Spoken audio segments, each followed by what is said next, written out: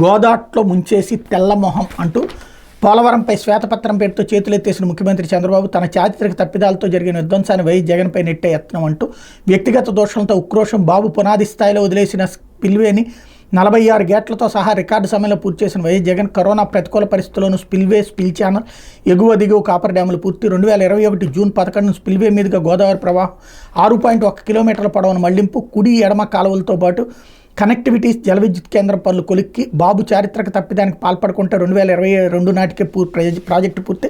1941 నుంచి జీవనాడి సాకారం కోసం ప్రతిపాదనలు. 9 ఏళ్ళు సీఎం ఉండి కనీసం ఆలోచన కూడా చేయని చంద్రబాబు 2005లో చిరకాల స్వప్నాన్ని సాకారం చేస్తూ పోలవరాన్ని చేపట్టిన వైఎస్ఆర్ ఇప్పటికీ 49.79% పూర్తి. 5 ఏళ్లలో 24.94% పనులు చేసిన జగన్ సర్కార్ అంటూ దాంట్లో 90%, 89% అన్నటువంటి లెక్కలు కాదు. ఇప్పటిదాకా అయ్యింది 49.79. 5 ఏళ్లలో 24.94% జగన్ సర్కార్ చేసింది. అంతకుముందు 25% వాళ్ళు చేశారన్నటువంటి లెక్కని చెప్పుకొచ్చినట్టయింది. ఇప్పుడు 49.79% అని వీళ్ళే ఓకే చేశారంటే 5 ఏళ్లలో 24.94 చేశారు అంటే అంతకుముందు 25% పూర్తి చేసినట్టు అన్నటువంటి లెక్క చెప్తున్నారు. వీళ్ళు 24.594% చేసినట్టు వీళ్ళ లెక్క చెప్తున్నటువంటి పరిస్థితి.